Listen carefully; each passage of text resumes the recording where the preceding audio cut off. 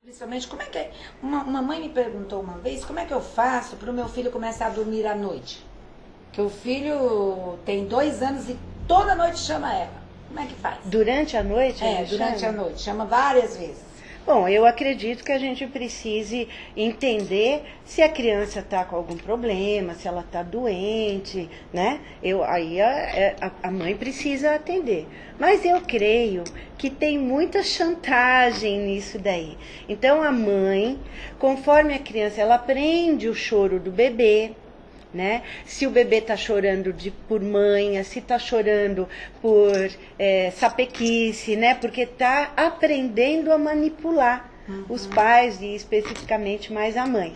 Então a mãe precisa começar a decifrar os códigos do bebê e também deixar que ele chore um pouco. Se a criança já mamou, já foi trocada, não está doente, não está com nada, a gente tem que entender que a criança está querendo colo, manha. E aí, dependendo da hora, é melhor deixar a criança chorar um pouquinho. E se a mãe não conseguir? Tem muitas mães, você sabe que eu digo isso para as mães, né? Tem muitas mães que dizem, olha, eu não vou conseguir.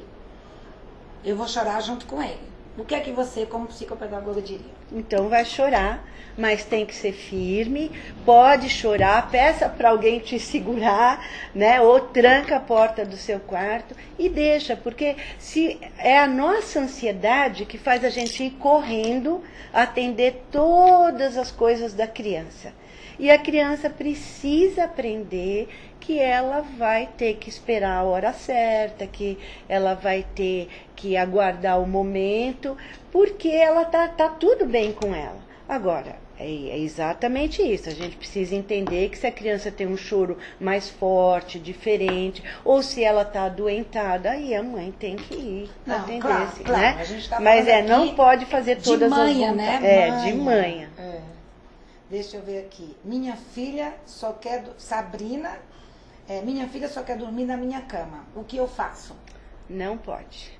Criança... Sabrina, se você puder, manda dizer quantos anos tem sua filha, tá bom? Mas desde bebê. Desde bebê a criança tem que ter a caminha dela, o quartinho dela, porque o casal vai ter que ter o seu espaço e a criança não pode invadir esse espaço.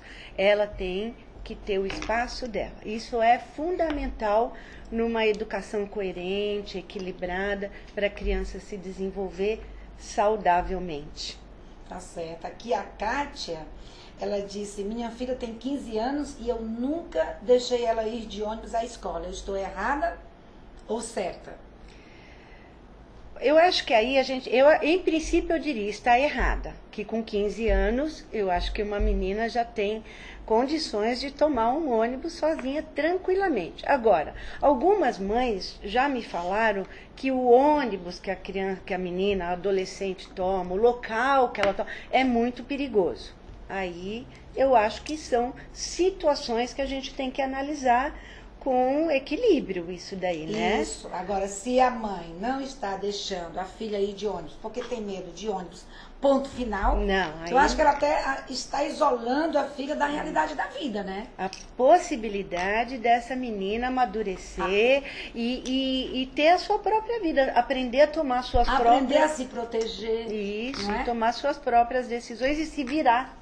Né? Porque senão vai ser uma pessoa dependente. E cá entre nós, eles se viram quando querem ir para as baladas. Com certeza, com certeza. Eles se viram quando querem ir para a galeria do rock, quando querem ir se tatuar escondido. Não se preocupe que eles se viram.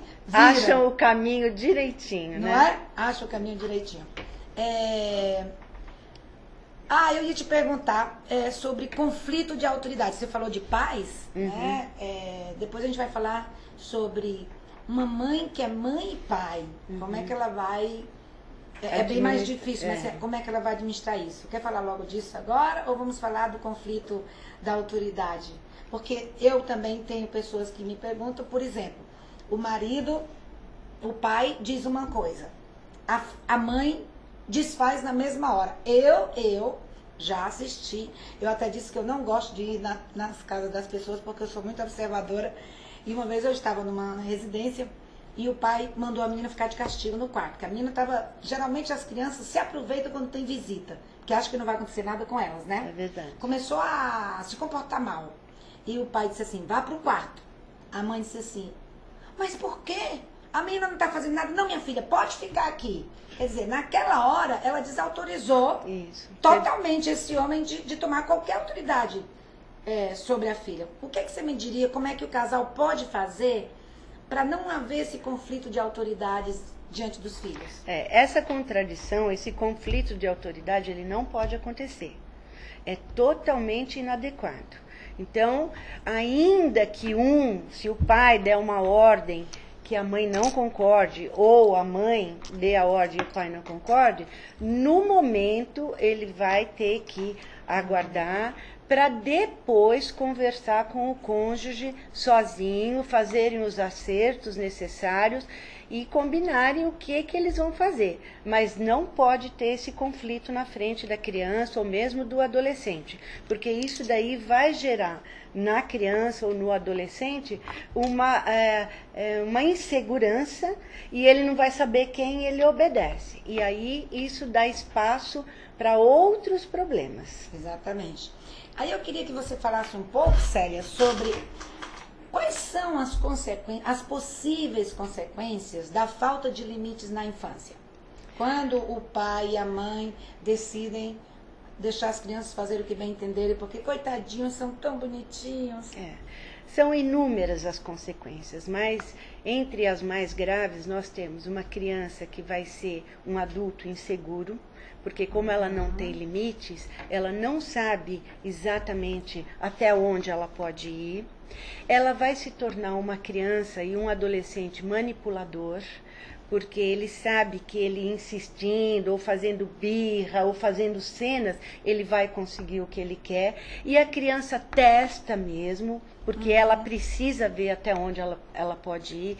Então, essa falta de limites vai trazer consequências muito sérias, não só na infância, porque ela pode se tornar uma criança chata, uma criança que vai ser rejeitada até por colegas, né? Mas isso, principalmente para ela, na idade adulta, vai trazer consequências, desdobramentos que a gente às vezes nem consegue imaginar, né? Porque ela pode ter problema no trabalho, ela pode ter problema com colegas. Então são coisas principalmente assim, na escola, né? Porque hoje em dia os professores estão, tanto faz ser escola pública como escola privada, os professores estão em polvorosa, porque eles não conseguem controlar os alunos, né? As vontades, como é que diz? As birras. Voluntariedade, né? Voluntariedade. Eles são voluntariosos. Isso. E também o egoísmo, né? Pronto, isso é uma terceira coisa que acaba acarretando o egoísmo, o egocentrismo, porque a criança acaba achando que tudo gira ao redor dela, ela é o centro do universo. E com isso ela não aprende a lidar com frustrações, com decepções, né? Então ela vai se achar a pior das pessoas, a mais infeliz, porque alguém não deu o que ela quis ou não fez como ela quis. Então, limites é uma coisa muito importante e absolutamente necessária para o bom desenvolvimento, o amadurecimento e o crescimento emocional das crianças. E se você, mamãe, não tem sido uma mãe... eu sempre digo para as mães, né? Lembre-se, você é a melhor mãe que você sabe ser. Mas se você puder crescer e quiser crescer, é bom você estar sempre lendo, aprendendo. Eu gosto muito de ler. Eu queria recomendar, eu não estou ganhando por isso, mas eu queria recomendar 3 livros que eu acho muito bons, que nos ajudam. O Dr. Isamitiba é um psiquiatra conhecidíssimo. Ele tem um livro, aliás, ele tem vários, mas o mais famoso, Quem Ama, Educa, Isamitiba. E aí tem Quem Ama, Educa para crianças, Quem Ama, Educa para adolescentes, Quem Ama, Educa para casais, mas, na minha opinião, o melhor é Quem Ama, Educa. Dr. James Dobson também, que é um psicólogo, ele tem um livro, Ouse Disciplinar. Ele tem A Criança Voluntariosa e ele tem um livro muito interessante, O Amor Tem que Ser Firme. E ele tem um outro que é mais para crianças que são mais voluntariosas desde bebê, que é Coragem para os Pais. É um livro também muito interessante. Dr. James Dobson. E um último que eu li dessa grossura, mas é interessante, Escola de Pais.